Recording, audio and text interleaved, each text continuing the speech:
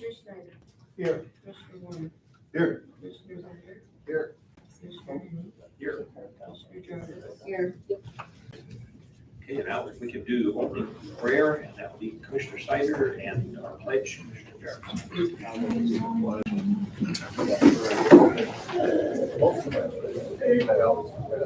Heavenly Father, thank you for gathering us together here this morning as a free people to discuss the business of the county. Thank you, Lord, for these first signs of spring, of renewal. Lord, we ask the same for our nation. Renew our nation, please, we pray. Renew our pride and unity and civility and seeing an end, or at least a more optimistic conclusion to our national challenges facing us, our social justice, our pandemic, our financial challenges that families face. Lord, the world also needs your sign of renewal, of spring renewal as well, for world peace, for all those that are being oppressed, and especially for all the innocent victims of war, and in particular those right now in Ukraine. We pray as well, Lord. We also thank you, Lord, for all of those who selflessly give for our benefit, and we think in particular of our public safety personnel, and we continue to hold in our thoughts our sheriff's department, and in particular our deputies who recently have gone through such a horrible ordeal. We pray for complete healing, and we keep them and their families in our prayers. And as we prepare to conduct the business of the county this morning, please just give us the wisdom to make the best decisions we can. We ask all this in your holy name. Amen. I pledge allegiance to the flag of the United States of America and to the republic for which it stands, one nation, under God, indivisible, with liberty and justice for all.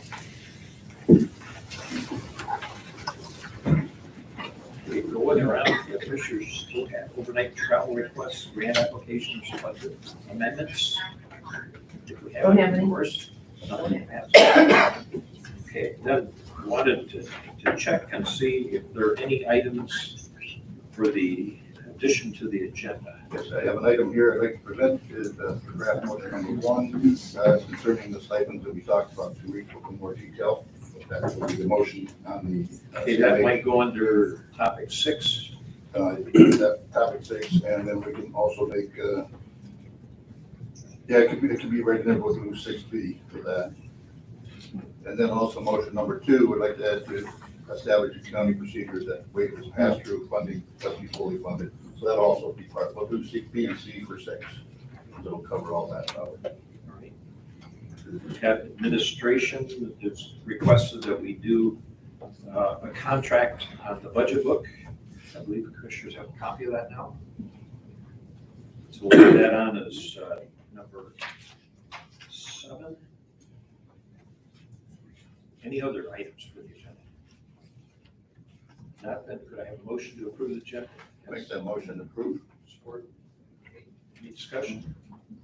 All those in favor say aye. Those opposed, no. Thank you.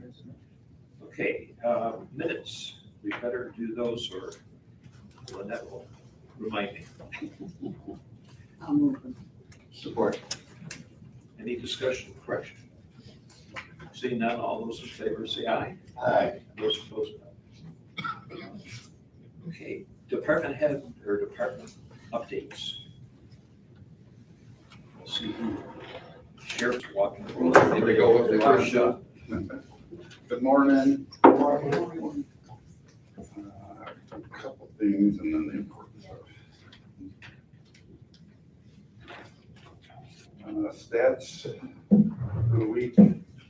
Lodged in jail 18, Almont 2, Pierce City 2, Sheriff's Office 9, MSP 2, Dryden Township 1, and out of the area 2. Out of those, 77 felony charges, 12 misdemeanors, 1 civil. Out of those, 16 male, 2 female. In the week, 124 traffic stops, 33 car crashes, 3 personal injuries, no fatalities, fortunately. Out of them, medical treatment or needing medical treatment is 1, and detoxing from drugs or alcohol in the jail is 2. Couple things. One, I did want to give you an update. I know Quentin and I talked about this probably back, I don't know, 3 or 4 weeks ago. I talked about with the surveys that were done in the schools, 7th, 9th, 11th graders through YAC, through Community Foundation. Been working with Crystal. So I just want to give you the date or heads up with it. I did tell Quentin on April 21st, these young men and women are going to come in and do their presentation with you with the findings in all 5 of our school districts. We've been working on some PowerPoints and stuff with it. I just say that because it's probably going to be a little bit lengthy. I'll try to keep it as minimal as possible. But I do want to give these men and women, or these kids, an opportunity to kind of talk to you about some of the things that are happening in all our schools, all 5 school districts. And I think it'll be good for them. I think it'll be good for all of us to see those things. And then actually what we're going to do from here is after they do that, we'll probably put that at the beginning of the agenda so that you can move on with all your other stuff. Crystal and I are then going to take them into one of the rooms here somewhere in the courtroom. We actually have Joe Davis from the Sheriff's Department. We're going to set up some cameras and some videos, and we're going to have a kind of a Q&A with these kids of what's going on in the schools, what their biggest concerns are. I think the reason or where we're looking at it is Crystal will kind of moderate it, asking the questions, but I kind of want to do it in more of an informal setting with them. But what our goal or purpose would be is to kind of put some of these together with a short video trailer, kind of talking about some of the key topics. Unfortunately, as you know, we live in a social media world. So my hope is to put this together, kind of do some editing to it, and be able to put this out to the parents for them at home and on social media to be able to view some of these things, to truly understand from the kids' mouth. I can stand up here all day and you're going to tone me out like my wife does every day. But give an idea of the true topics that we need to pay attention to, obviously, after the last few years and some of the things we've dealt with. So that'll be April 21st on the agenda. A couple things, obviously, we've seen, and I think I talked about it, Lapeer Schools currently is going through the changeover to Alice. We did between our SROs and Lapeer City's SROs, which we did last Friday, was the very first one. I think they did about 150 employees, members, administrators, school board, all that stuff. Tomorrow is the second installment of it with the high school, where we're doing about 400, all the teachers, everything through the district. So moving very quickly on it. I love the partnership between us again and Lapeer City. Obviously our SROs, Chief Frisch's SROs are working together as a team, and we've extended that out to all of our districts because all of our people are ALICE trained and to assist each district in that. We've been working with North Branch. We're setting up dates to do their stuff.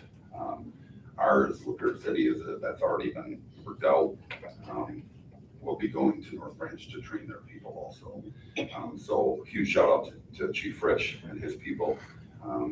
Obviously AJ and Stephanie for them, and then Donnie and Hunter for us.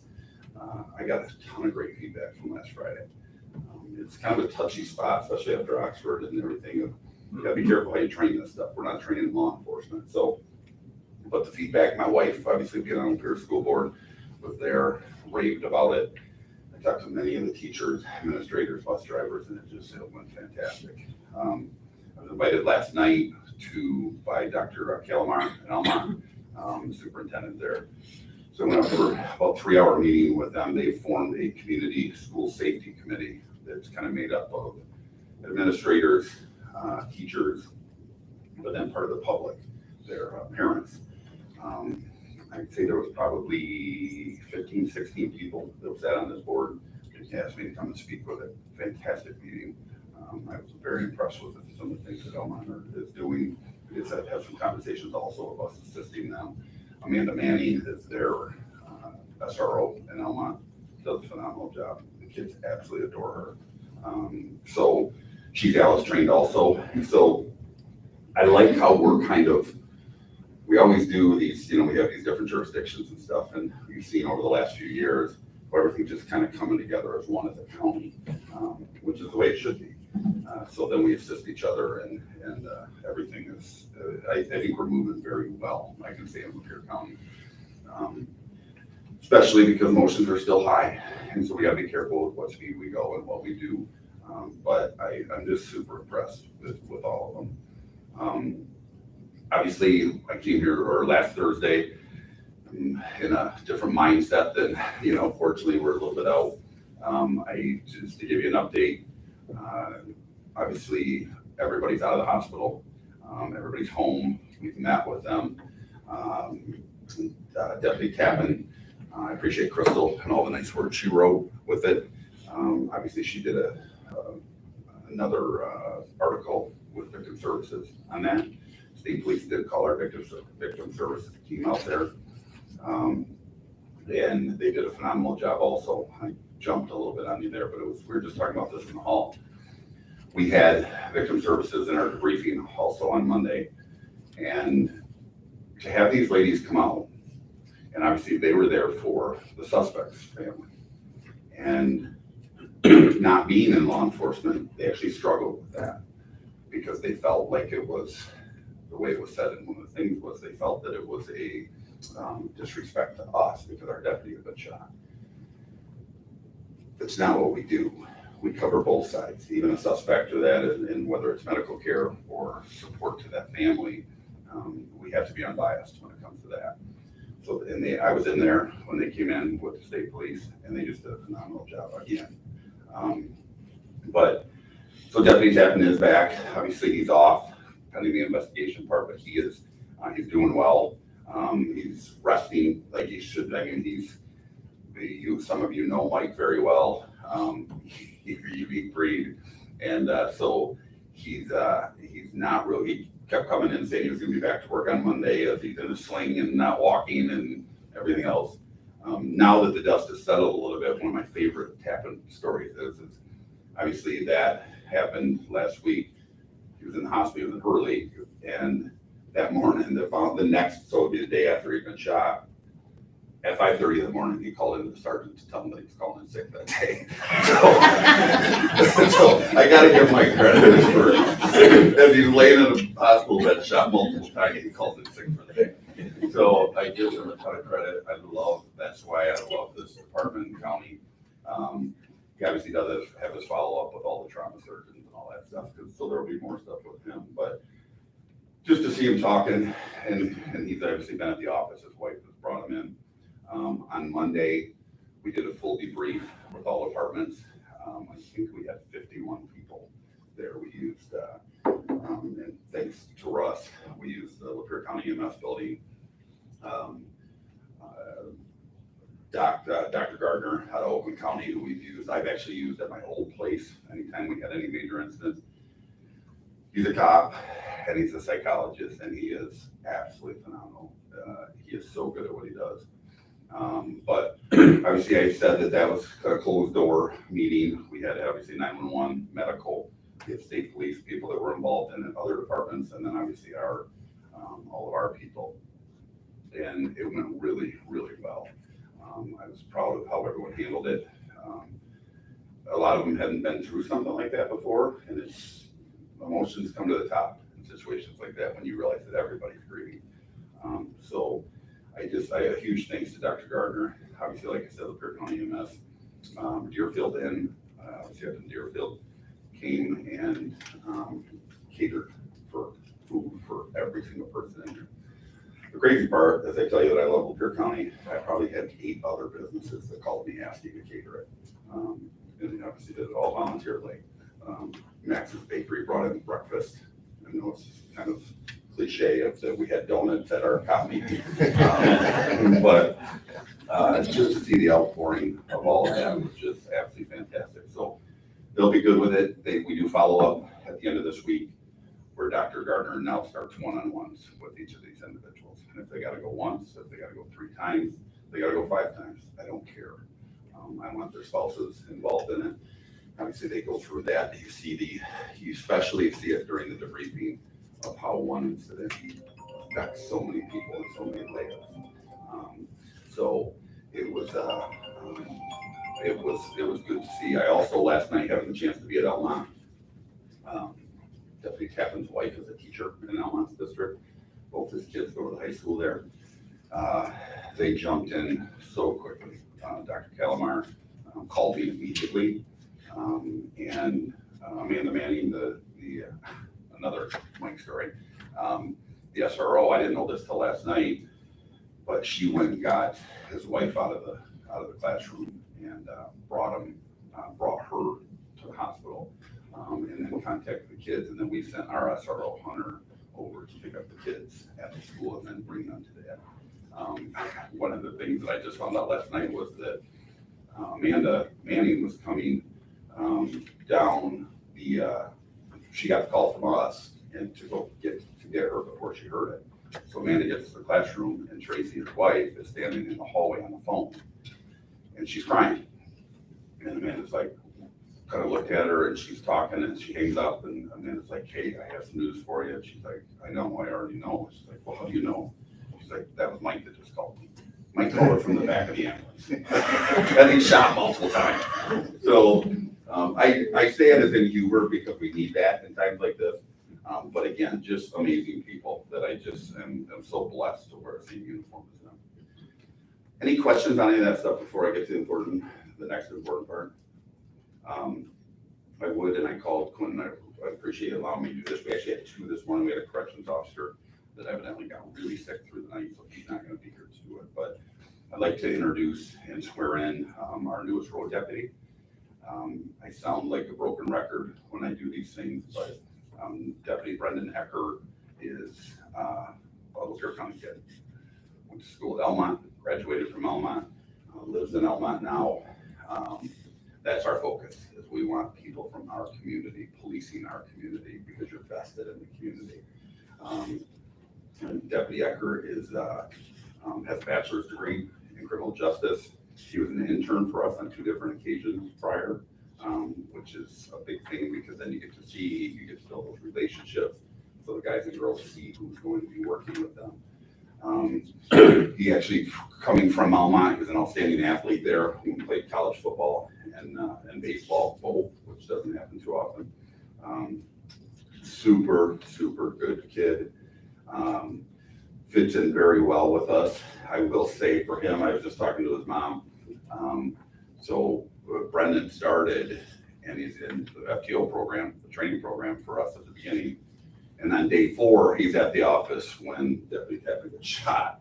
So as he's standing there, as everyone's running out of the office, what a way to get intro to your career of law enforcement, obviously being his first job. But I would like to bring him up and swear him in and then let him have him say a few words. Brendan, come on up.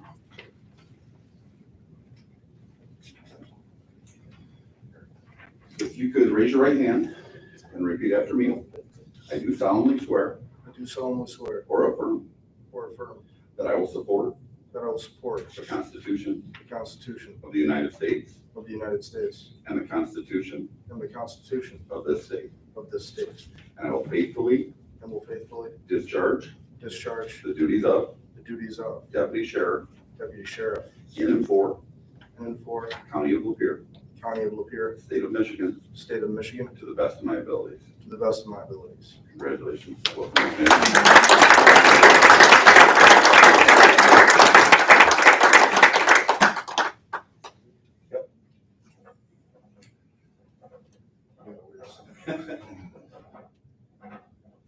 You should have been a doctor. I can't even read that.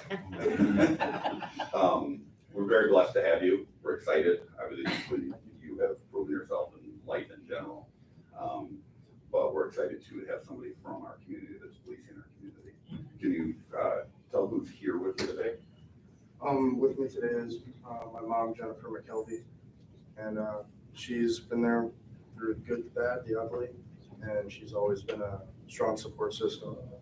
And I'm proud that she's here today, and I'm proud to be a sheriff's deputy to represent and, serve you guys.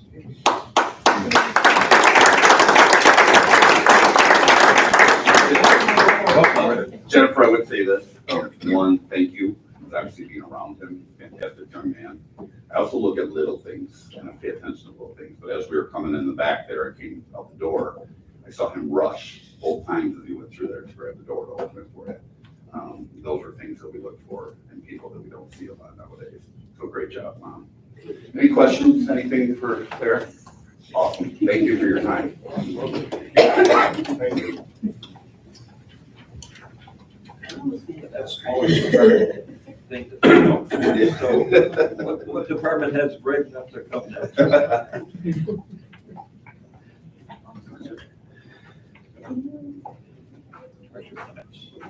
Look, Boy, I'm gonna talk budget numbers, this is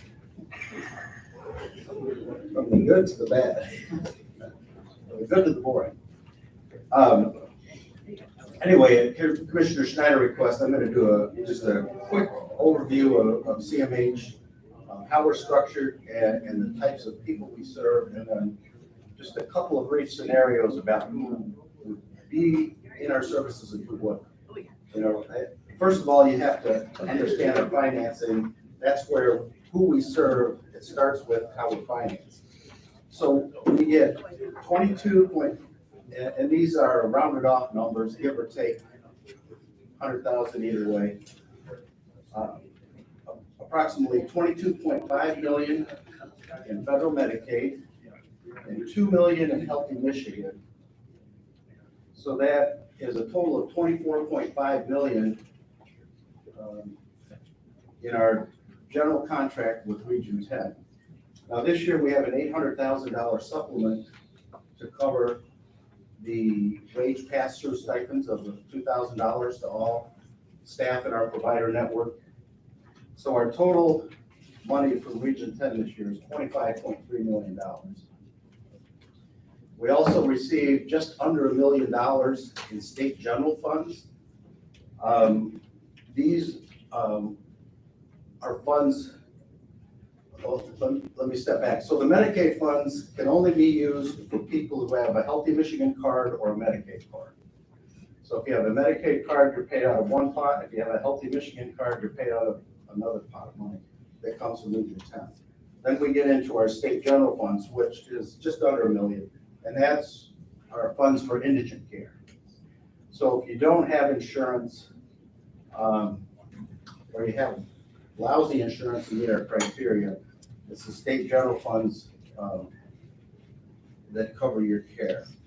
And the general funds are often used for some of our more specialty services that general insurance companies don't cover. Case management and certain community treatment, some of our very specialized services. And then we have $1 million approximately from other sources. So these are insurance payments, they're earned contracts. We have contracts with other CMHs who have people placed from their county and our county where we provide services, monitor their residential care, things like that. That also includes some small grants, the pass-through funds for the Parks Program, KIND program, the multi-purpose collaborative body that come from the county. And then approximately $350,000 to $400,000 of that $1 million is income that we generate to offset the county local match. So the county local match should be somewhere around 500,000, give or take. And you're currently, the county allocation to CMH is currently 110,000. So we have to make up that difference between 110 and what the true county match is according to the calculations. And we do that through some contracting and through securing funds through other sources. So that's how we're funded. In terms of our populations we serve 5 primary populations: children and adolescents with severe emotional disabilities, children and young adults with autism, individuals with an intellectual or developmental disability, adults with serious and persistent mental illness, and then adults with a serious and persistent mental illness in addition to a co-occurring substance use disorder. So those are our 5 mandated populations that we serve. So in order for us to use Medicaid money, Healthy Michigan funding money, you have to meet the diagnostic and functional criteria for one of those 5 categories. And trust me, those are the hardest decisions our staff make when they have people sitting in front of them is, and I'll get into that more with the case examples, but telling a person you don't qualify for our services when you clearly see a person who's in dire need of services. So, and then just a point, the Medicaid qualified health plans, which are the private health plans the state contracts with for physical health care, they have the mental health dollars for the mild to moderates. Those are the 2 populations we don't serve. They're funded through the qualified health plans, and the qualified health plans are required to establish a network of providers that can provide those services. They do that primarily through contracts with private mental health clinics. So if you get into case examples, so we have a child who's having difficulty in school. His parents bring him in. His parents also happen to be going through a divorce. So obviously this kid's a mess in a lot of ways, a lot of anxiety, a lot of fear of the unknown that's creating the anxiety, depression. Our staff are meeting with that child and family and saying, I'm sorry, we can't serve you. You have to go to your qualified health plan. They have the funding for your service. Those are the things that we're, and my staff, sorry. You know, an adult who's, you know, lost a loved one, who, you know, maybe an adult going through a divorce, you know, they're what we call adjustment reactions. So you're making adjustments in your emotional state based on your life circumstances. It happens to all of us. You know, at any given time, all of us need some sort of mental health care because of those adjustment reactions, which are created by life events. And those are people that we don't serve because they fall into what we call mild to moderate grouping. But, you know, if we get a call from the sheriff's department and there's somebody that they've picked up and they're grossly psychotic, they don't know where they're at, they're confused, don't know their name, don't know the date, they're not oriented to their, you know, where they live, what time it is, more than likely that's a person in the middle of a psychotic break. Maybe with schizophrenia, maybe with a form of bipolar disorder that's leading towards a psychotic episode. Certainly that's a person that we serve. And then also a person with a developmental disability. We get a lot of referrals out of the ISD. They have specialized classrooms for people with IDDP diagnosis. A lot of the local schools do. Think of a person with IDD, that would typically be a person who 30 years ago, 40 years ago would have lived in Oakdale. So that those are also a type of person that we serve. And then we serve autistic children and adults who have to be approved by the state. So there's a level of assessment that we have to do. We have to submit those results to the state of Michigan, and then they decide whether or not that autistic person qualifies for the special autistic benefit that we provide. So we don't get to make that decision. We have to submit that to the state. Just out of curiosity, what kind of percentage does that end up being that you serve? The staff in our children's department are pretty good about kind of sorting through that. So the actual referrals we get, quite high percentage, probably about 95% of the people referred end up in the program. But that's just because we're good at those pre-assessments and identifying those things. And a lot of the referrals we get will maybe come from a pediatrician. And especially with autism, pediatricians are pretty good at picking up those symptoms and making those appropriate referrals. So when you see CMH, we get hits in the sound off column sometimes.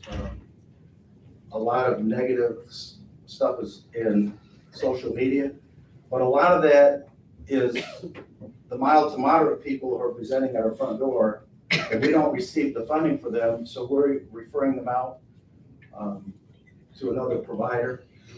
We try to hook them up with a local private clinic or, wherever they want to go. But certainly they find it extremely frustrating. Why can't I just get my services here? Why can't I see you? So that, again, that's one of the most difficult things my staff do is seeing a person in need that they can't help. Because most of them, their innate being as social workers, psychologists is helping people. So anyway, not to belabor that point. So then that rolls around to looking towards the future. And in the federal government, there's a program called Certified Community Behavioral Health Center. That's what I would call the next generation of community mental health. So there was federal legislation in 2014 that started the whole concept of certified community behavioral health. In 2016, the federal government chose 8 demonstration states to see if this type of service would work. It's a type of service that integrates mental health care and physical health care.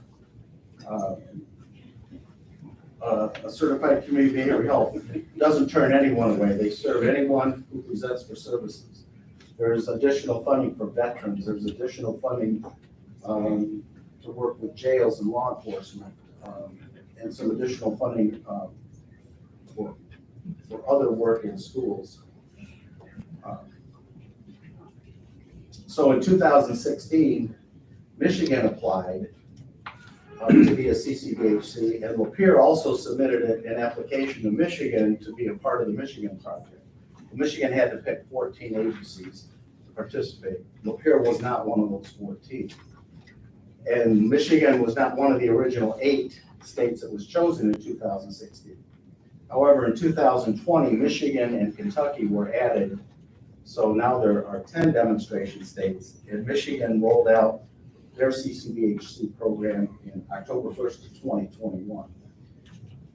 So we have an opportunity right now to apply, and the CMH board has made the decision that as soon as the funding is released, we're going to apply for a grant through the Substance Abuse and Mental Health Administration, SAMHSA. And that's a $2 million grant over 2 years, so a total of $4 million. And that grant helps you start building the structures and planning. It's essentially a planning grant for CCBHC. So we are planning to apply for that grant. If we get it, we will be moving in the direction of becoming a CCBHC.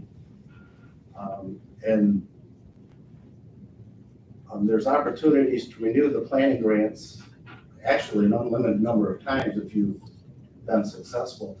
But our hope is that we can get the planning grants, get the things in order so that when Michigan, and we're seeing it already in state budgeting and some of the state level planning, a desire to expand the CCBHC program.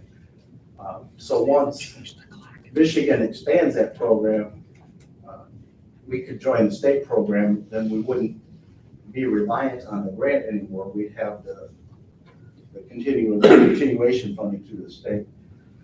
And by doing that, then we can serve everybody. So we can serve that child whose parents are divorced, and we can serve that person who's lost a loved one. So anyway, any questions? That's So Vern, how many individual people, whether that's adults, kids, that sort of thing, would you serve roughly throughout the year? Currently, the past 2 or 3 years, prior to COVID, we were averaging around between 1,600 and 1,700 individuals that we would serve. This year, it looks like we're gonna be over 1,800. So a couple hundred more than usual. This past, the COVID years. And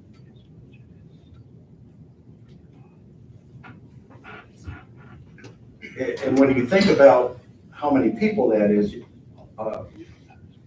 gotta look at the array of services we provide. So many of those people, we serve approximately 300 persons with IDD, developmental disabilities. So we're buying, for a majority of those people, we're buying group home care. So group home care, the average cost per day is approximately $170 a day. So our lowest cost is around $50 a day. Our highest cost is over 500 sometimes. In unusual circumstances, up to $700 a day that we're paying for the care of an individual. And then we have approximately 800 persons with serious and persistent mental illness. Not as many of those are in adult foster care, but we have that group there is in adult foster care. But then that's the group that receives like our ACT treatment, our Harmony Hall Clubhouse treatment. Those are the community-based treatments that try to keep them in independent living and living in the least restrictive environments. And then some of these people would be people that are just seeing counselors, once a week or something. to that effect. We have, that's the minority of people that we serve in terms of our priority populations.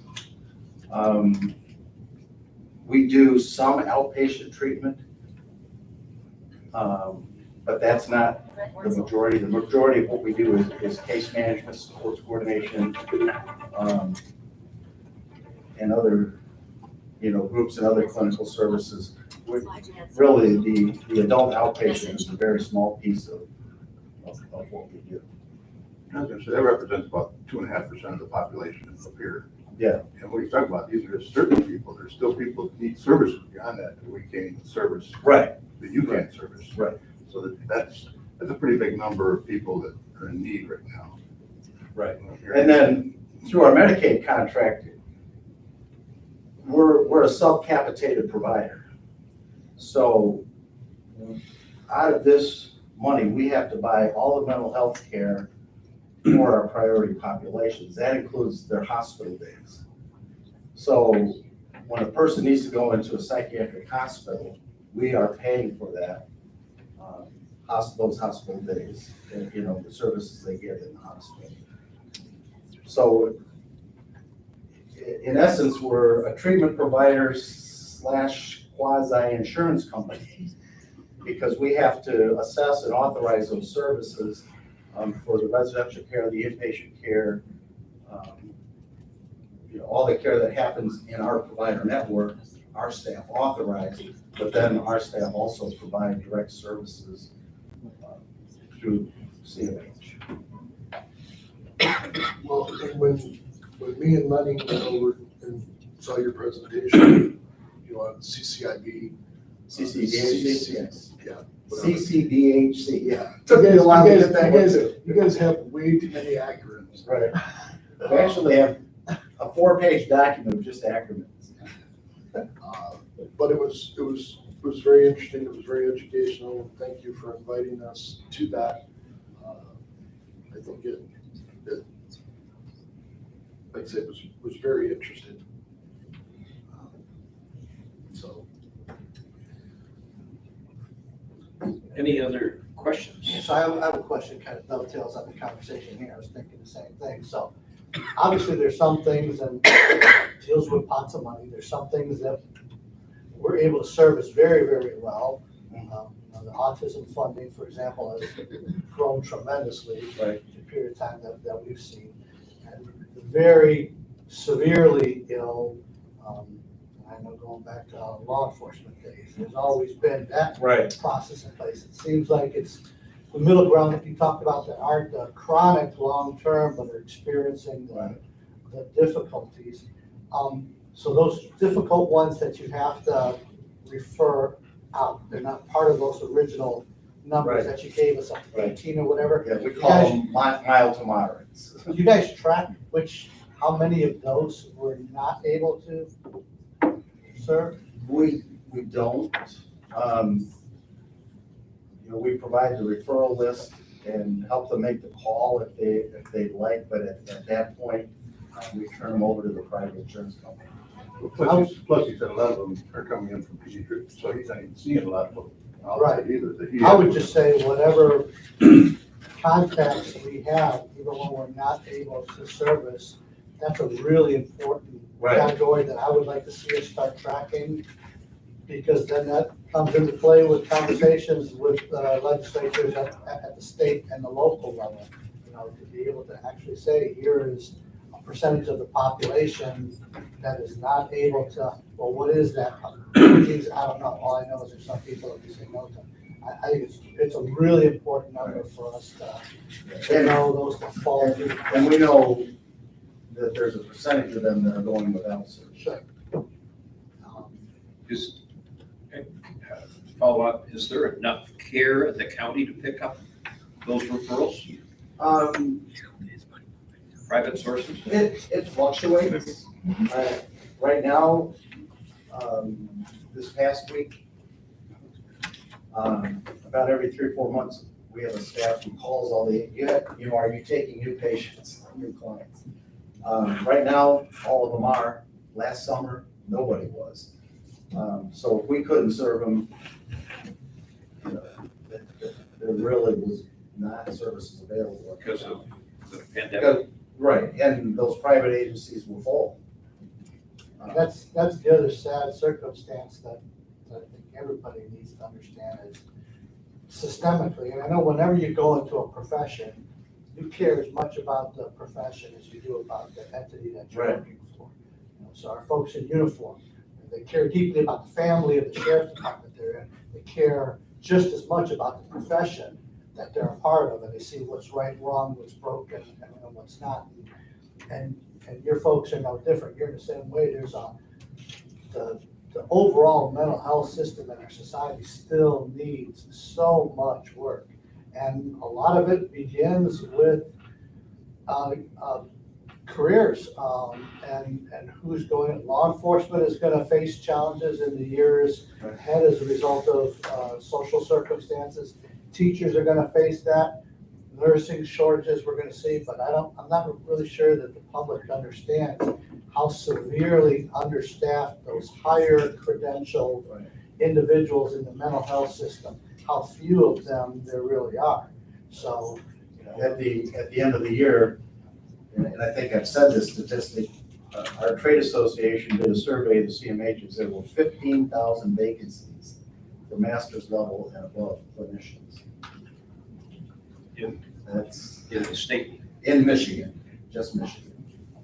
so there are just a lot of services when someone needs to go beyond consent, when somebody needs to have, psychiatric care and things of that nature.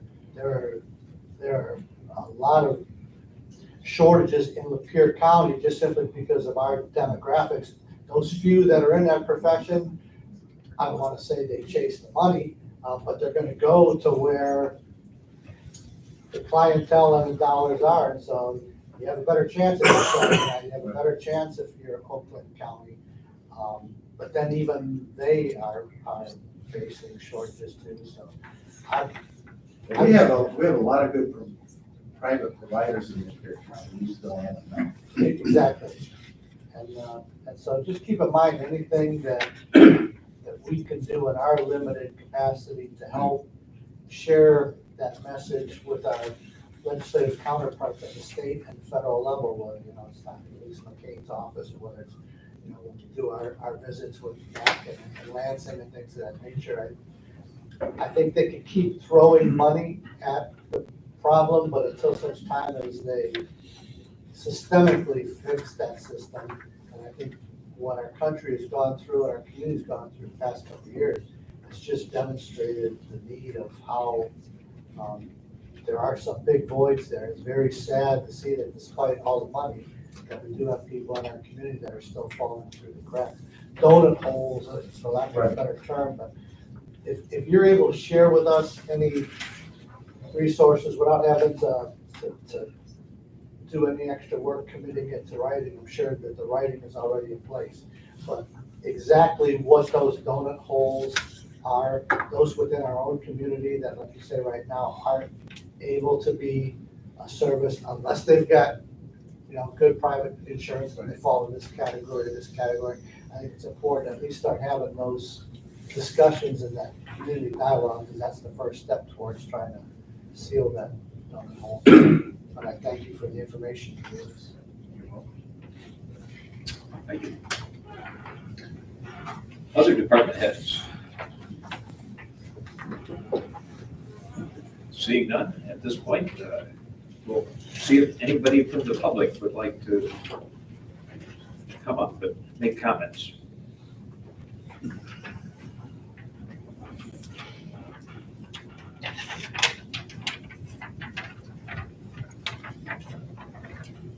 Good morning. Alan Pierce, Hadley Township. Thank you for your word of prayer. I do sincerely hope that there will be a renewal starting with this spring. One of the places that I'd like to inform the board and obviously the public, CDC study of VARs.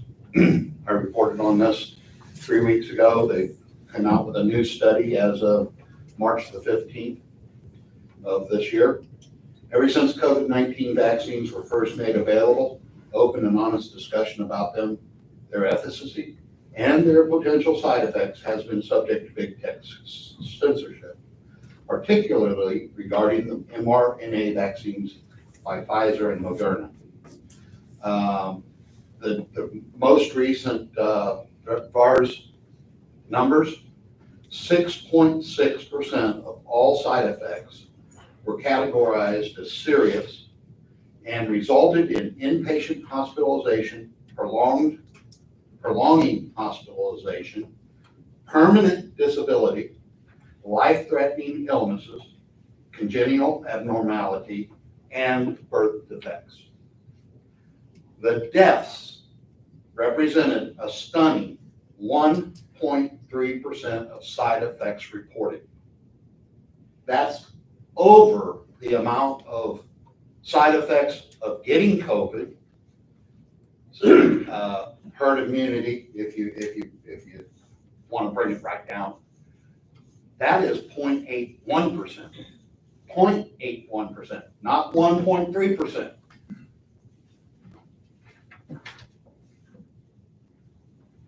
From that same survey, we're told we can conclude that mild adverse reactions are very common, and more common than for most vaccines. But we already knew that from the randomized clinical trials that were not let out to the public. I agree with previous people who have come up here during this time. We are telling every citizen, every one of us, we hear it, if we tune into our radio, if we see TV, if we look into the newspapers, any kind of media, what are we hearing? Get your vaccine, get your booster. That's the only thing that's going to save you. We have people in our community right here in Lapeer that are afraid to leave their house, are afraid to leave their apartment because of what they're being told. They're being told bold-faced lies, and it needs to stop. The war against natural immunity on COVID continues. one of those doctors, a Dr. Koldorf, was kicked off the CDC's staff 2 weeks ago for publicly questioning his recommendation to pause the distribution of the Johnson & Johnson vaccine over a statistically insignificant number of reports of severe blood clots that also led to deaths. So if you speak up and you're in a position, we're still squelching those people. The CDC itself, that's not the media that did it. That's the CDC itself. We need to wake up.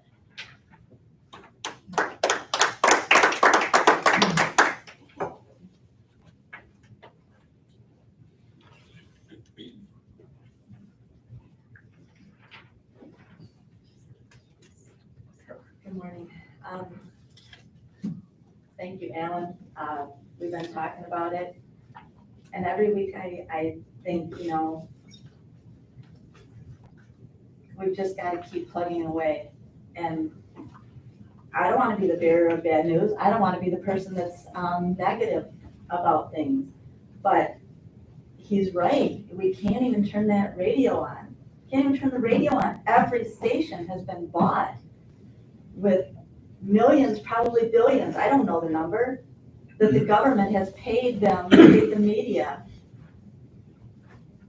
to keep people scared.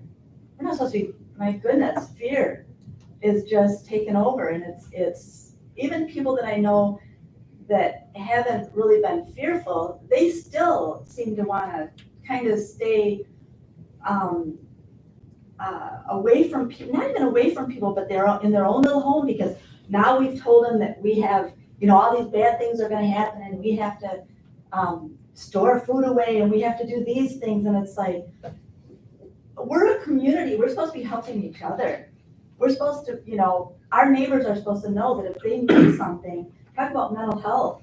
I mean, we watch all of our neighbors to make sure. We see cars in and out. There was a house down the road that had 2 cars, same car sitting there forever. Well, not ever, a couple days. And I said to my husband, I'm like, we need to maybe either stop or see. Well, then on our way back from somewhere, there was a different car there. So we know someone had been in the house, and we're like, okay. But I mean, those are the things that we as a community need to be watching out for. And just this whole money, just the whole money thing lately has just been driving me crazy. We talk about taxation as theft, because it really is. It really is. If we all had kept more of our money, we could do so many good things. Really, more people would be giving to their church. More people would be giving to the community that would then reach out. But instead, it's taken from us, it's stolen from us, and then given to wherever the government wants to put it. And I just wrote a couple thoughts down. What is worse than taxation without representation? Printing money without representation. Money that means nothing, it has no backing. How can you guys, not just you guys, every organization, every local governmental meeting that we go to, how can we justify spending money that has no value? We're spending money that our children, grandchildren, possibly great-grandchildren will labor to receive nothing. They may not need services. Thank you, God. They may not need these services. And the minute we stand up and say, wait a minute, you're spending too much money on that service, then we don't care. That's not true. We do care. We care enough to think this stuff through. And I guess, I don't know if any of you have seen this book or read this book, but Truman, who was running for one of the county commission seats, introduced this book to us, and it's about the doctrine of the lesser magistrates. We didn't even know what we were doing. We just knew that we had to stand up for people who wouldn't stand up for themselves, to the people who have the power. We were the in-between guys. If you get a chance to read this, because you guys are also this. You're above us, but you are also this. Very good book. And it just teaches us that we need to stand up for those who will not or cannot. Thank you.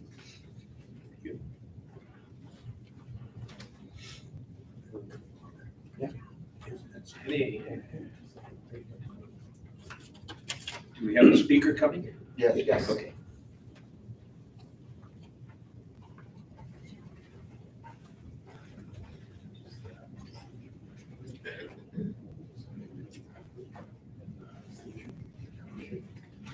My name is Larry Colson. I live in Elba Township. I purchased a house in Parker Lake last summer. And in the process of purchasing it, I need public transportation. I'm totally blind. I live in a community in Upper Peninsula that has excellent public transportation. I've used about 3 or 4 of the public transportation systems in the state. And about a month into the process of moving some, part-time into my house, fixing it up and doing things like that you do to anything you buy, I reached out for the Greater Lapeer Transit Authority. And they were on the phone with me, and I said, I need this public transportation. And when they heard that I had my address, they said no. And I don't take no for an answer. I'm a taxpayer in the township that had the millage, 0.25%, the way I understand it. Also, I pay taxes in the state of Michigan, which they get state money, and they get federal money. So they get money from all sources. And for the next 4.5 months, it took me loops and hoops and everybody else to get public transportation. And I've been to the last 2 meetings of the Greater Lapeer County Transit Authority, and they finally approved it after about 8 or 9 items that I had to jump through. Nobody else had to, because my road was a block road, it didn't go through, but we figured it out. I finally got a hold of John, who's the chairman of the board. And I can tell you that John did the best work that he could do. But it's obvious that we, the taxpayers, are paying for a millage that funnels money through it and no accountability. And now, last week, they talked about coming to this board to ask for a county-wide millage. And we don't have no accountability as taxpayers. And I asked questions there and they couldn't give me any answers last week. I am using the service finally. I used it to get here today. And I'm going home with it.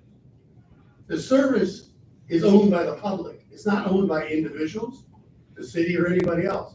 Public transportation is for the public. Everybody is eligible. And a lot of people use it at some point in their life. But what I had to go through for 4.5 months is unacceptable to me as a taxpayer, and it should be unacceptable to you. If you help them, and I'm for the millage, okay? Because I know what it does to me in my independence. I know it can work. I live in a system up north that it works. I've taken as many as 7 buses in one day, and I'm independent, totally competent about what I do.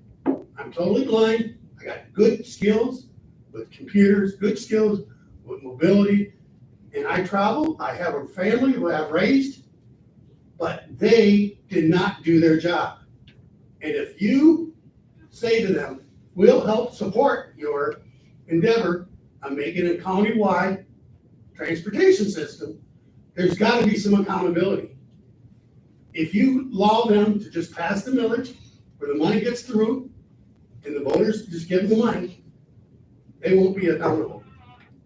And that's where we as the taxpayers are not just saying, yes, we should pass the millage.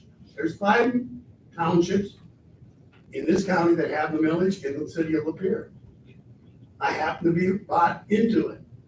I don't mind paying the millage. I'm willing to do it. I do it up north. I ride these systems. I know which ones work. But when you have to go through loops like I had to go through, it's not acceptable.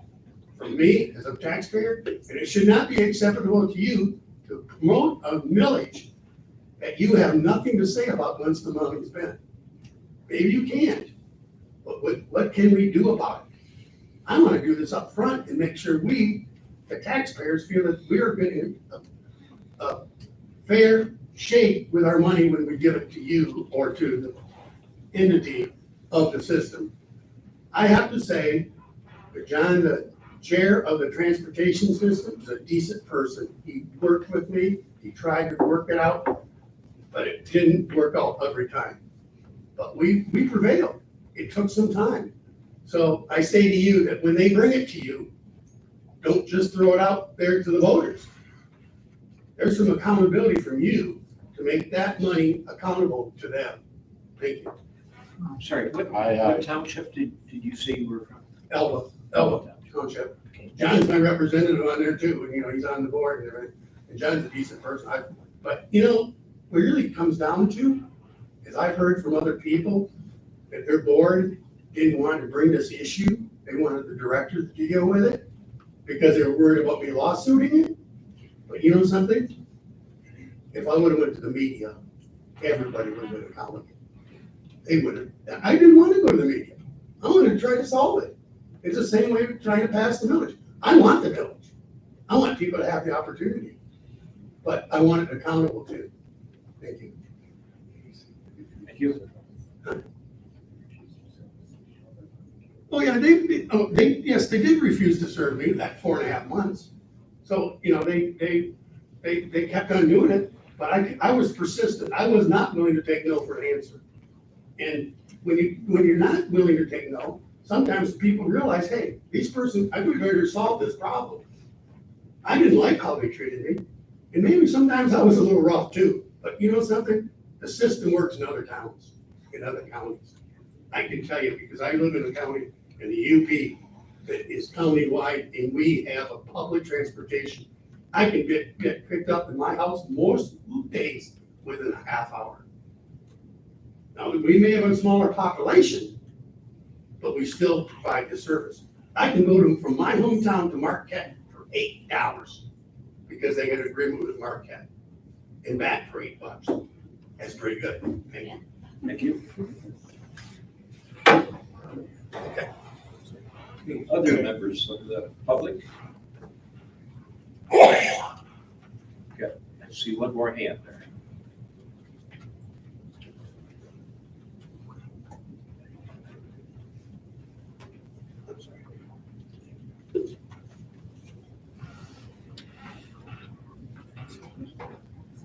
Morning. Happy St. Patrick's Day. I was hoping I had the first one to say that. You know, I would like to say that I think you guys do a fabulous job of taking care of our money. I've said it before. I think you guys work hard, and I take my hats off to you. I did not mention that about Quentin the last time, though, and you do a fabulous job yourself, sir. I did want to talk about the CMS today. You guys brought up a couple weeks ago, you know, them getting some money from the state for retention. And Mr. Zender, thank you for saying, you had said, you know, still taxpayer money. You know, thank you for saying that. A lot of times back here, we hear, well, it's coming from the state, so we approve it kind of thing. But, you know, I investigated that a little bit and come to find out, unfortunately, the way it works is the state doesn't give it back to the treasury. In fact, the federal government doesn't do that anyway either. You know, I don't think anybody does that, unfortunately. So, you know, I'm for giving them money since it would just go to another county anyway if we didn't accept the funds. And you guys had mentioned too that you thought it was unfair to the other county employees. And I didn't like to say, I don't think life's fair. You know, if we had the same situation for the sheriff's department, I would support that. I know he has trouble with retention also. Thank you. Thank you. Thank you. Any other members of the public that would like to speak at this point? We have our second public time later at the end of the meeting.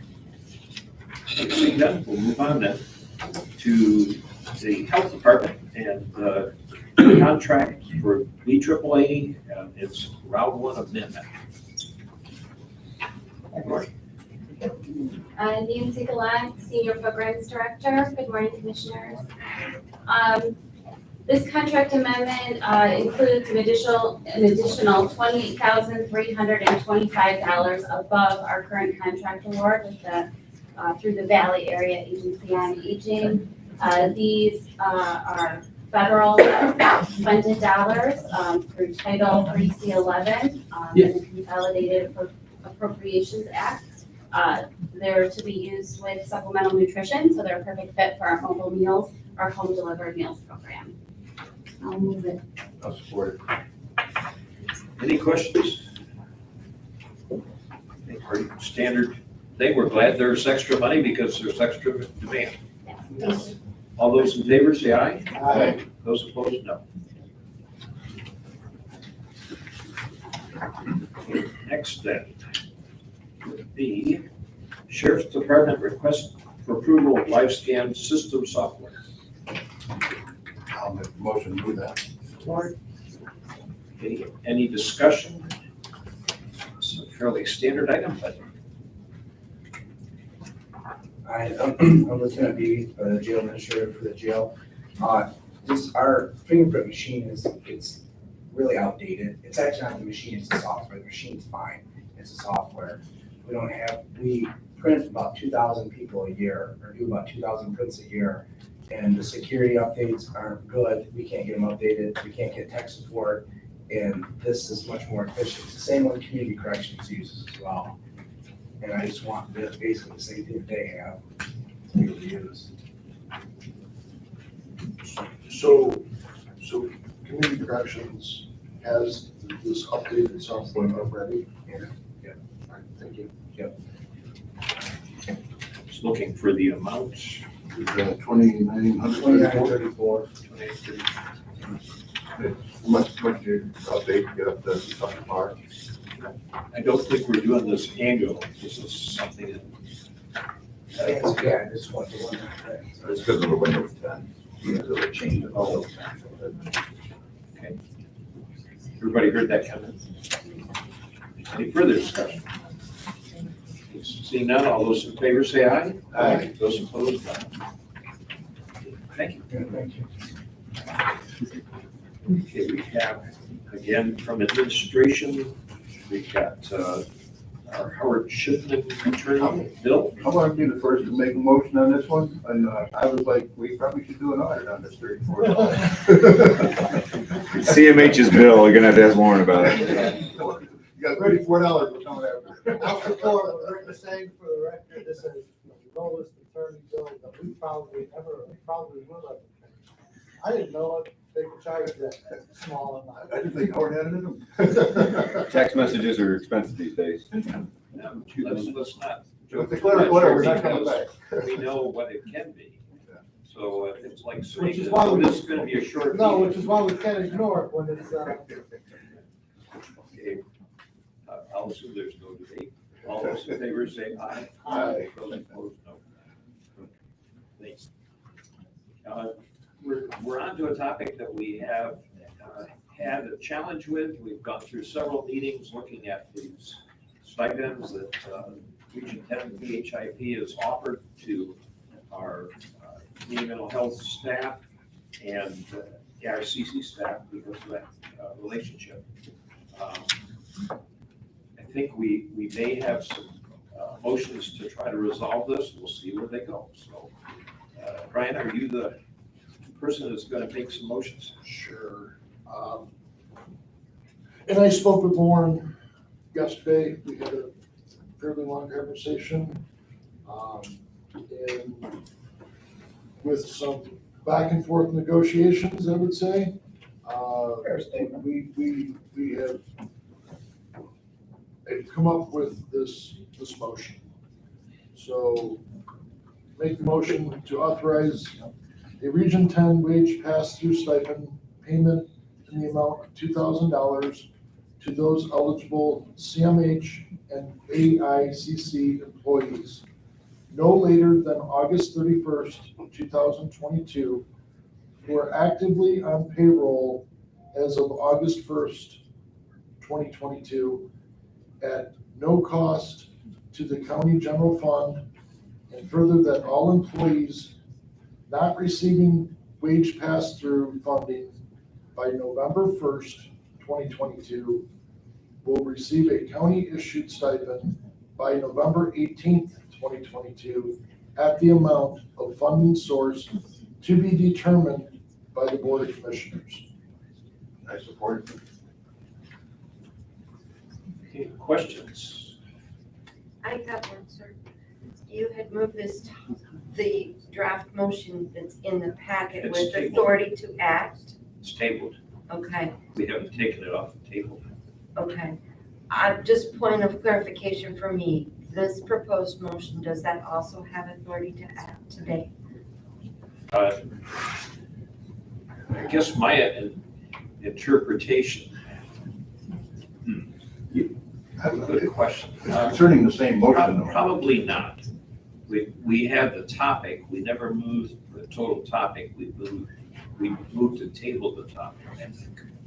So we would, committee of the whole act on this, and then final would be next week's meeting. So not authority to act on the proposed What- motions what from we- today? Unless the what we board did was we wants gave to authority to act, challenge just- my We gave authority to act just in case, but we didn't discuss moving it to the next one. So we had that authority, we could act, but we didn't act on it. That was what we discussed last week. My understanding. Anybody else understand? My interpretation, and the board can overrule me, it would be that we had authority to act on a motion, and that this is a different motion, so that we would be taking this through our normal process. I don't have a problem with it either way. I think it's irrelevant. If the board feels better about, If there are any questions or concerns, we have a week to think about it. This one. So no authority to act on this proposed motion or any to follow unless you make a motion to take up the previous motion. Right? Right. Okay. I don't think it's gonna be any harm to take the first motion she's talking about and move that to next week. So that we'll discuss these, move these all into next week so we can act at that time. Because we gotta get this done for this to be done. My opinion. No authority to act today for this motion. And then it'll be behind what we're saying there. Okay. Well, yeah, so my understanding is if this thing was time critical, if it had to be done today, you could bring from the table the motion that you had authority on. You could discuss and move Modify to that. amend it to this. Yep. And clean it all up that way. But because time is not of the issue, you can just vote on this one today, it'll appear next week. I don't really think you need to have the other motion at the table moved to next week. No, that's a preference of the board, but it sounds like this is the intent of resolving that issue. So I, for one, don't see the need to move the table one. Just Let it vote on die this for, one. Let it die. let it Absolutely. die for Just lack move of this action. one, have this one before you next week. Be my suggestion. Okay, if that's all right, we'll move on. I do have a couple of questions. Thank you. One would be, at one point, my recollection for this was that the intent was to do two separate payments. Now, in this motion, we're not dividing it in any. Yeah, that is correct. I did some homework with Region 10, and the way that their motion is structured does allow flexibility. So we can pay it as one payment, doesn't have to be two payments. And the timelines were suggested timelines, not mandatory timelines, so within the structure of their approval, this certainly is okay. And then I also kind of maybe stepped on Kathy's toes, but I also reached out to Region 10 this morning to make sure that the contract with AICC would be kosher with that contract, and it is also with that contract as well. So Region 10 would have no issue with this. So we would be leaving you a choice whether to make one payment or Correct. two. In this So motion. the motion is, as Brian stated it, would be fine and consistent with our funding authorization. we've had these discussions already, so I made sure the timelines and everything were good with Lauren, and we're all covered. One other question on the wording, down where it says that the counties, well, says further, all employees not receiving a pass-through wage by November 1st will receive. Do we know for sure it's a will? Does it say the amounts? We did not, we said to be determined. The amount will be determined. So we're saying there will be a stipend, we just don't have an amount. Yes. We have pretty good intel that the sheriff's department is going to be getting some other funding for their people. We don't know the exact dollar amount of that. So we're leaving this very open, but the fact that after, and whether the courts have some other funding, that comes about as well, we'll know, later on this year. This pushes this off till August for these folks.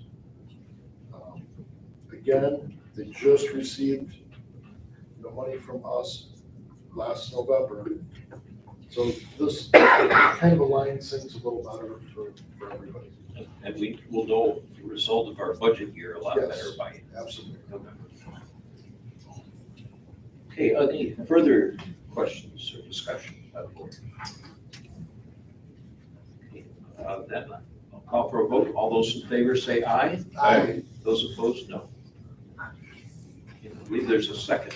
We have a second motion to establish a county procedure that any wage pass-through funding must be fully funded and each provision must be approved by the Board of Commissioners effective immediately. I support. As a friendly amendment, would you take effective immediately so we know? Yeah, it's on there. You said on the, you said. It's not on your draft, but the latest draft. Without saying, yeah, sorry. and that's what I said. Sorry, I missed it. You weren't listening to me, Mr. I was reading my own draft while you were doing it. So I do just have one question on the motion. So, it basically is directing administration to establish a procedure. So unless that doesn't happen,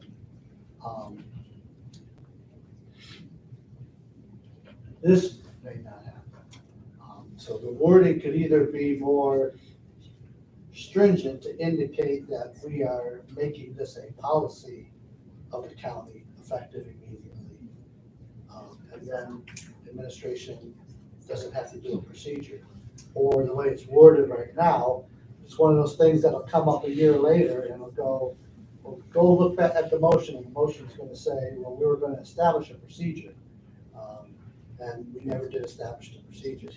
So it's kind of optional based on you can either say that we make it a policy, and then the motion is basically saying, from this point forward, it's the policy of the board, or if there's nuances to this concept that need to be addressed in some procedure, then it would be a procedure, so. From administration's point of view, no nuances, simply a policy that states that any pass-through funding that deals with wages need to be approved by the board. Going through the normal process, saw before the board of committee of the whole, approved by the full board, and then it's taken into action. So I think what he stated, I think what Commissioner Snyder's suggesting is to make a policy and not to establish a new procedure. So I would Just state it as a suggest policy. changing the wording just to say to enact a policy effective immediately. That, Or is this the policy? that's what I'm saying, so no, it's that, my suggestion, my friendly amendment on the motion would be to delete that establish a procedure and state that we are enacting a policy effective immediately. That this occurs, so that it's perfectly clear that the board made a policy decision on this date that effective immediately, this is what happens. I think we had a motion. So. Is this a friendly amendment? I will accept his friendly amendment. I will support that. So motion maker and second support that. I think that's much clearer. That helps. And we don't have to look forward to doing something in the future. It's done. Any further discussion? Seeing none, all those in favor say aye. Aye. Those opposed, no. Okay, that's done after a long discussion over several weeks. I think that's a good resolution. New item added was the contract for, a specific contract for budget books that our county administrator will present. Commissioners, on March 10th, I came before the board asking for the purchase of a digital budget book not to exceed $45,000. We had a company in mind, we vetted them again, went back to OpenGov as the vendor after some negotiations. The original price of around $45,000. I was able to bring it down to $39,973.89. And I'd like to use that number to approve this contract so we can move forward with the digital budget book. I'll make that. I'll support it. Okay, and my recollection is we had at least 3 bids. Correct, they were provided before ClearGov, FirstGov, and OpenGov were the 3 bids. They were all provided last meeting. Gravity. They're all provided. We have a We do. Any further questions or discussion? Seeing none, those in favor say aye. Aye. Those opposed, no. Thank you.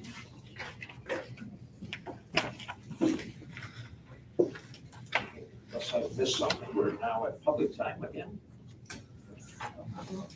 Anybody would like to speak in public time? Sure.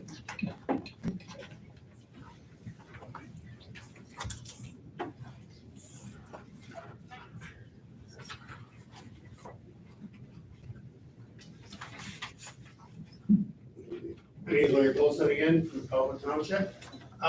It's interesting, I come to several public meetings, and I have to say, I'm gonna compliment you on one thing, because I think you should be complimented when there's something going right. Is you had scheduled 2 public comments. I believe that shows, somebody shows, that you're interested in what the public says, even if you don't agree with us. You at least have them. I go to some meetings and there's only one at the beginning, and people don't like it because you have discussions and something else came up. So that way, I think that, I want to compliment you on that. The other thing that I've not looked at your website.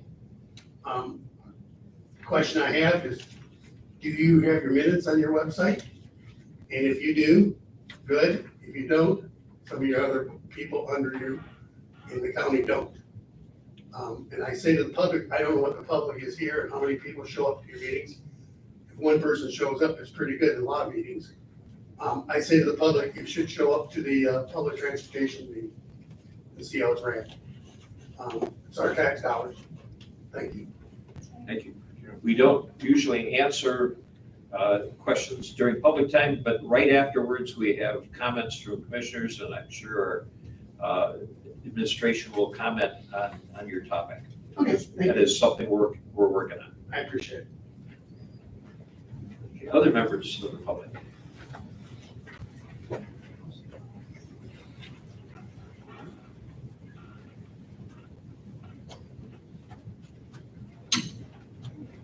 Carolyn, Marathon Township. When you were talking about mental health and the services, the one thing that you brought up was that AICC would also be getting a stipend. And I was like, I wasn't sure what that was, so I looked it up, and I understand that it's Alcohol Information and Counseling Center. And underneath that, it says that group sessions are on hold at this time, and many of these services are being handled via phone.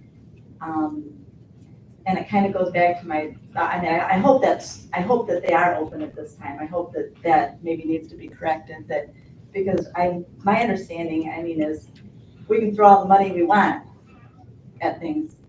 Money doesn't fix things, people do. Sometimes people don't. But we all know that that's what that's all about. So that's on the Lapeer County website. And I'd also like to speak a little bit to what Larry said, that it is great that you have 2 public times, because there are many meetings, they have 1, and even sometimes these boards change them on us. Like a school board will, they're always gonna do it at the beginning, and then all of a sudden they decide they're gonna change it, now they just do it at the end, or vice versa. So we do appreciate that you listen to us. Thank you. Thank you.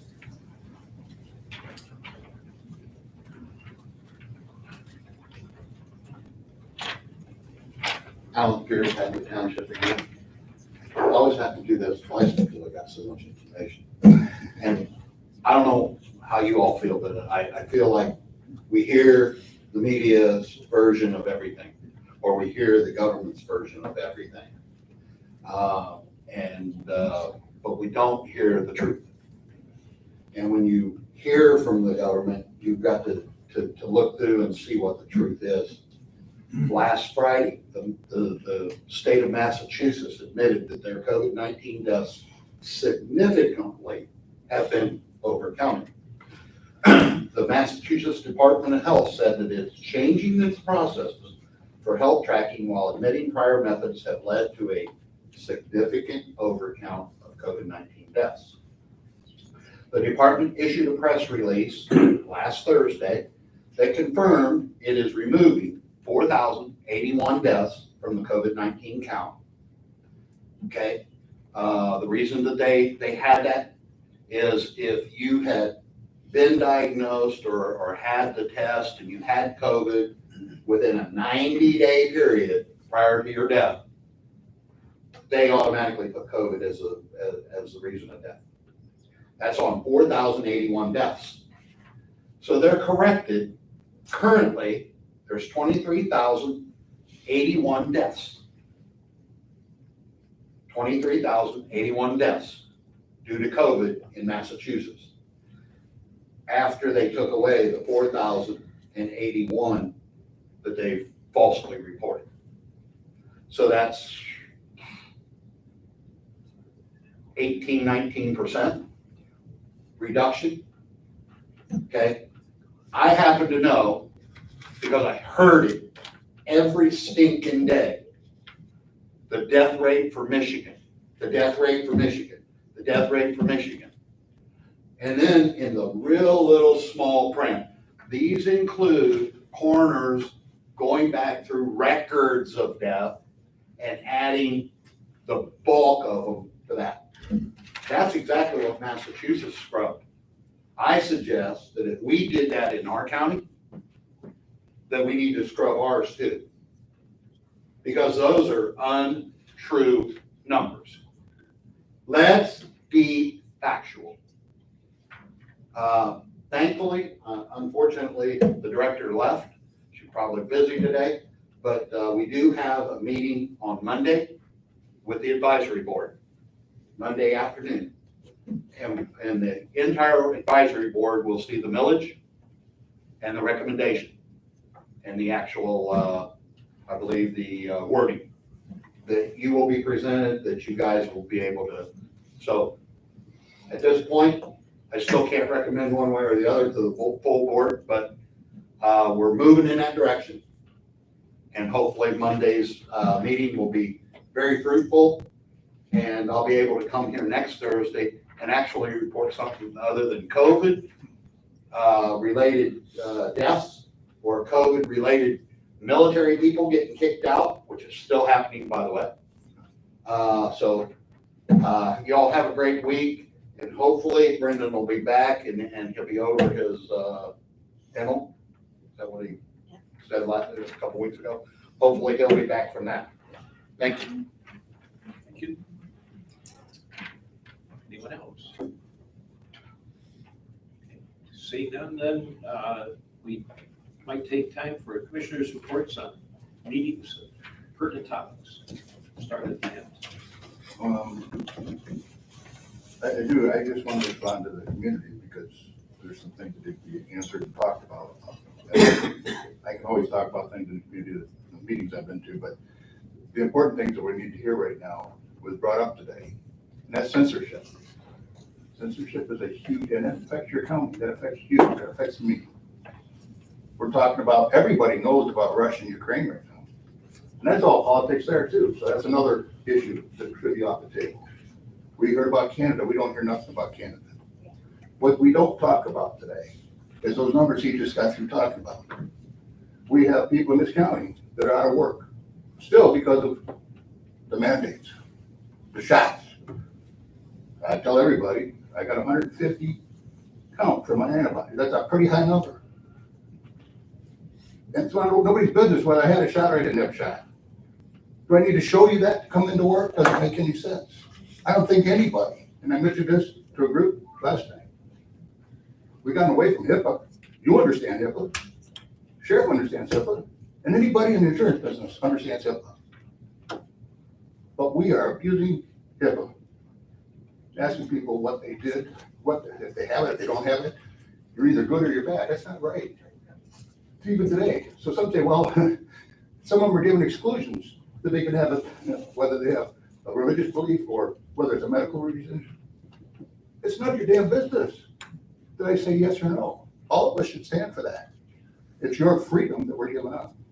It's not over yet. We're talking about Russia and Ukraine, we're talking about Canada, and they put that in the back burner, because the highlight right now is Russia's causing our economy to go crazy.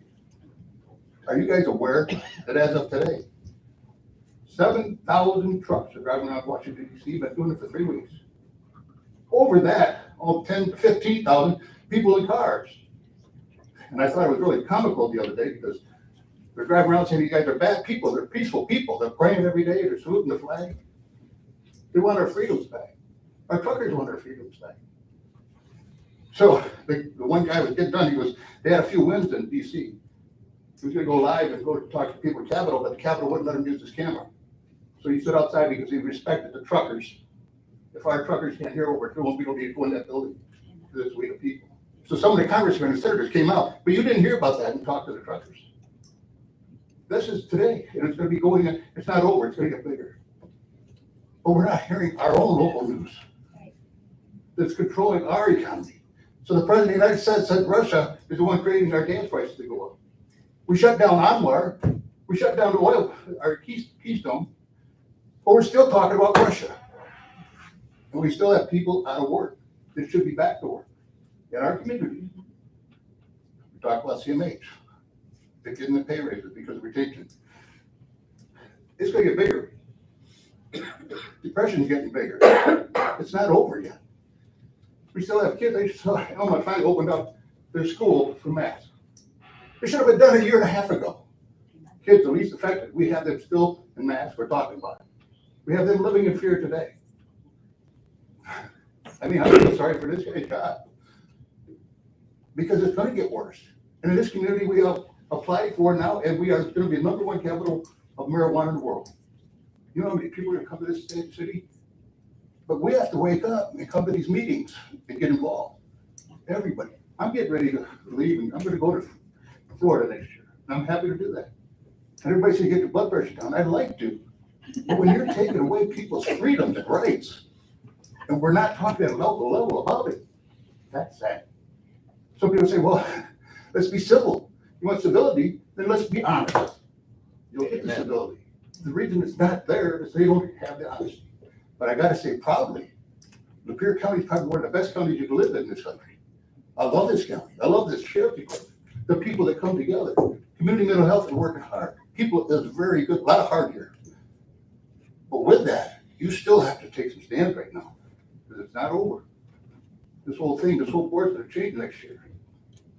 Sad part about that is a lot of experience could be gone.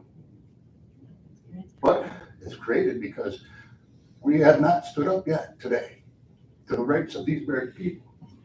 So I want to get that out because I hear all this stuff and the things that are not getting done, and we just keep putting them aside. We have to start talking freedom. We have to start talking about treatment. We have to quit telling people bullshit lies about how many bad reactions they had from COVID, the vaccine.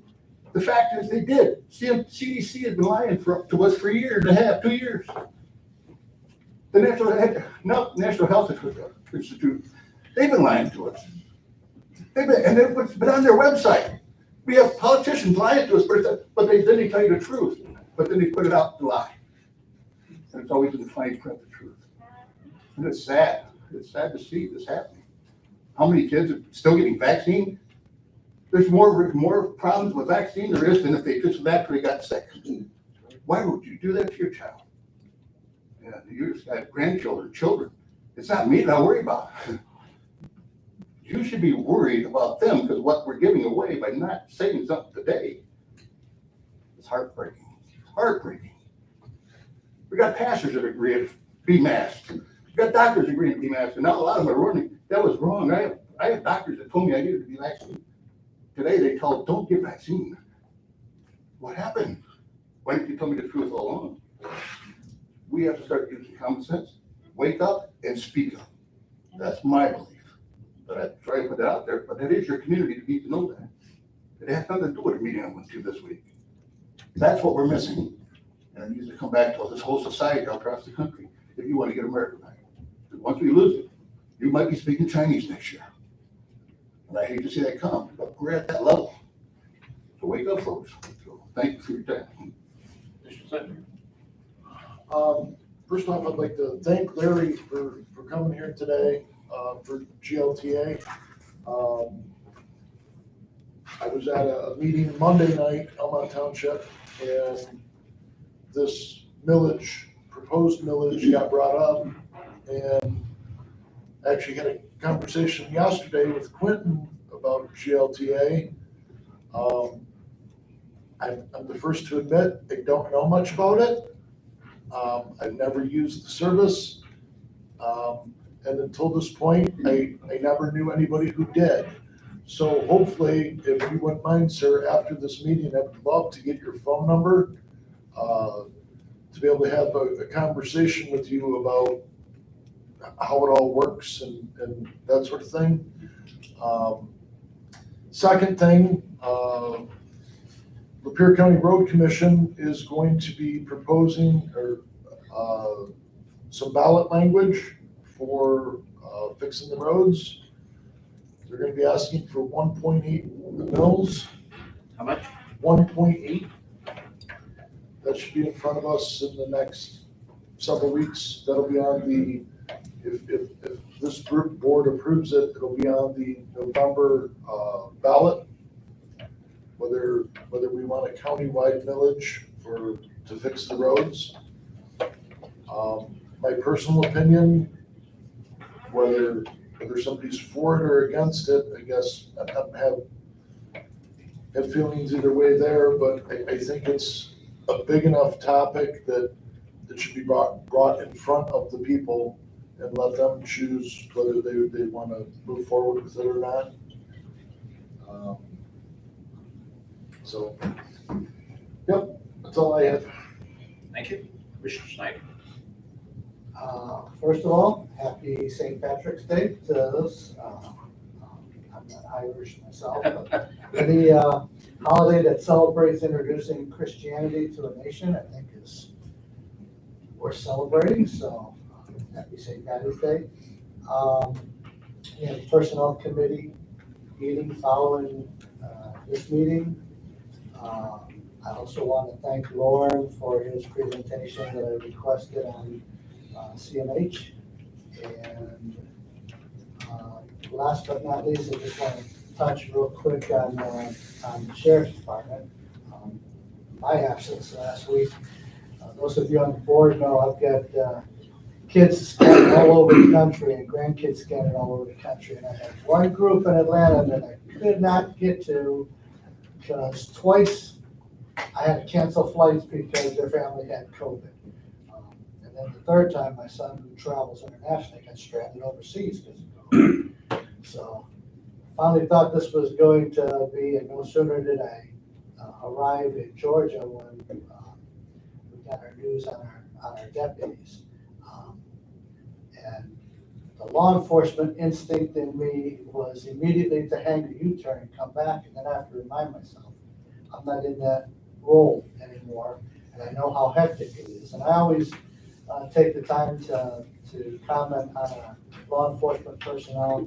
But I also need to comment on the law enforcement leadership, because I had that utmost confidence that the leadership was right on par to be able to do everything and check every little box that needed to be checked, from the welfare of the officers, their families, to protecting the integrity of the scene and the situation.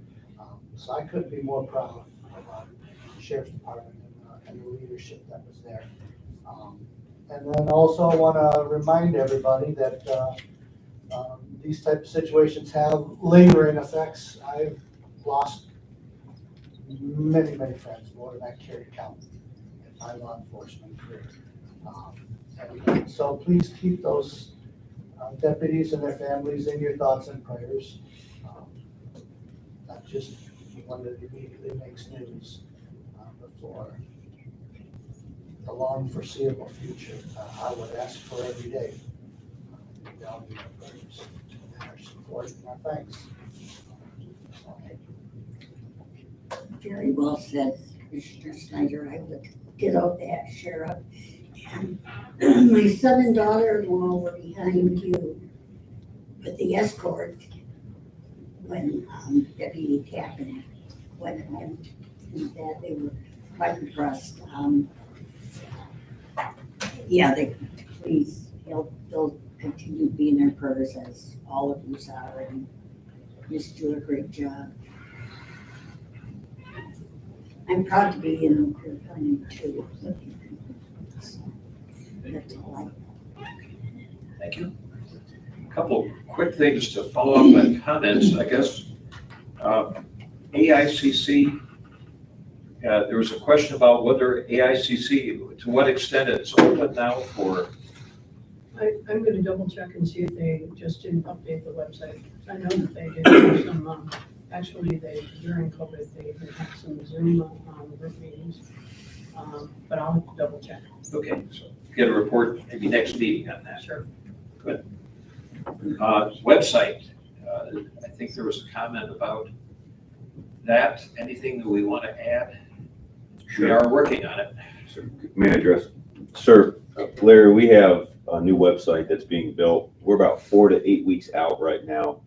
The website will be ADA compliant, as well as all minutes, board minutes, committee minutes, things that need to go public, will all be accessible. We'll be able to do this by a click of a button. It'll draw you to a page, and it'll have by month, by meeting, where you can see past practices, past decisions, and then agendas and future decisions, or future projects, I should say. So we're 4 to 8 weeks out. Thank you. You're welcome, Larry. Minutes are there, but sometimes it takes a little while for them to be. Anybody that would like email copies of the draft minutes? You had to talk up. Anyone that wants draft copies, I email those out as well. Just provide an email address. Okay. So there's an invitation if you want to get email copies. See that after. Hear that, Larry? Yes. I'll give her my email. Couple other topics. I had not heard about the GLTA millage, so we're getting new news, more millages. Going to be an interesting fall for villages. If I may, I'd like to make a quick comment on that.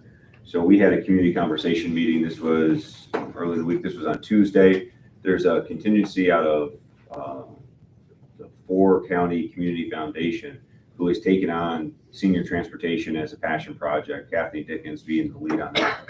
And she had spoke very passionately about the need for senior transportation. And so as we talk about GLTA and as things start getting brought up, we need to keep in mind too, Ms. Dickens is actively right now pursuing USDA grant funds, which would provide a pilot program that would establish the need, the service, its efficiency in the southern Almont, Imlay City area. That's a pilot program that she plans to launch. It is contingent on whether or not she has the funding. So I'd be remiss if we threw like GLTA, if the headline was in the paper, Crystal, which I hope it's not, is that county, countywide GLTA millage, on on the books. That is not the case. That is not what's happening in real time. What's happening in real time is that they're pursuing projects which lead to advanced transportation options for seniors. They're exploring various methods, various ways to do that. It's important to note that these things all come in planning phases, and there's a lot of discussion being wrapped around it. Ms. Dickens at the 4 County Community Foundation, like I said, it's her passion project, and they're actively pursuing a grant to pilot something going on. Okay.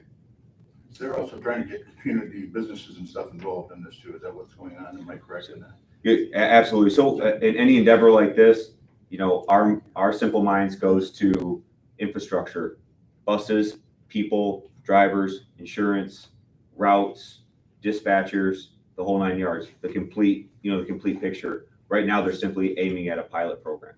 So yes, they will need capital. There'll be no doubt. But let the study that they have in draft form, let the pilot program prove exactly what they need. Mr. Jarvis. So this village has nothing to do with that, is that correct? I wouldn't go so far as that. I just think that I think what's happening is the conversation's being crowded, and I think a lot of ideas are being tossed around simultaneously. Okay. Right? The GLT millage here, USDA grant here, we're all talking about the same thing. It's senior transportation, and that's the project. I think that the powers that be, in my opinion, need to sit down around the table together, and then they need to come up with a plan, a strategic plan, and then set milestones and objectives. But there's a lot of noise without an actual plan moving forward. And I understand this board is getting together, it's public, people can go listen to it that way. Is that a possibility? Like I said, the stakeholders who organize this, I think that if I would recommend those people organizing that initiative need to call a meeting and have people sit down. It's such an important topic that it should not happen behind closed doors. It needs to be open, and people need to discuss it and plan it to have the right steps taken at the right time. Thank you. Another comment I wanted to make, went to Human Development Commission yesterday. They always have interesting meetings. And a few things I wanted to share from that. One would be that I think at one point a month ago, maybe 2 months ago, I indicated that Human Development Commission would have a new office, a second office. And the site that they had applied for, I announced, fell through because the landlord couldn't get their act together to get them in. They're now working to enter probably by May 1st, 1947 North Lapeer Road. So it's near, very near the intersection with North Saginaw. Building old used car dealership with a red roof, if you know that area. So that will be their second site plus the one that they have on Imlay City Road. They also announced that they have almost double the funds for weatherization of homes. And I think those are low-income homes, but we have a lot of people, including seniors, that probably would qualify. They need more interest, more people who have the need to and can qualify to have those homes weatherized or improved. That was the one thing I drew out of that part of the grant. A second thing was, a third topic was that they, for the first time, received a grant of $500,000 for, this is 4 counties, not just us, but Human Development Commission represents 4 counties.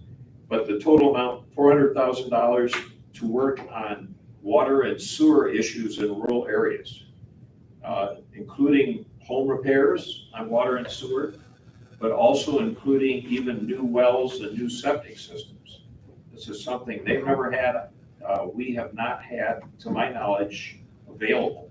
So I would hope county services and other groups that work with people who would qualify. Again, there's qualification. I think they said 200% of poverty that we can get in line and maybe make use of some of that $500,000 because we know there's a need for more repairs on wells or replacement of wells and sewer systems in the county.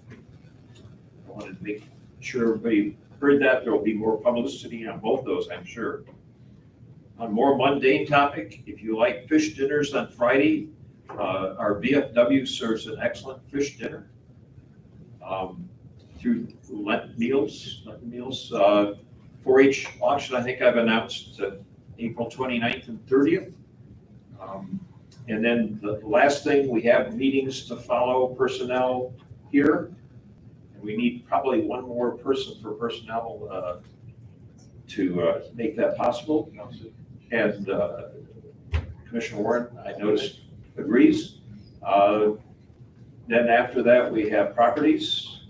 And then after that, I believe, even though it's not listed, we have a short ARPA meeting. Do we have an ARPA meeting? No, John does not have anything today. I'm just communicating with him. We do not. We do not, okay. So just those two meetings. Properties will probably be upstairs. Okay, any other topics before we end the meeting? Okay, I need one more motion. Motion to adjourn. Okay, second, I see, we're adjourned. Thank you for everybody.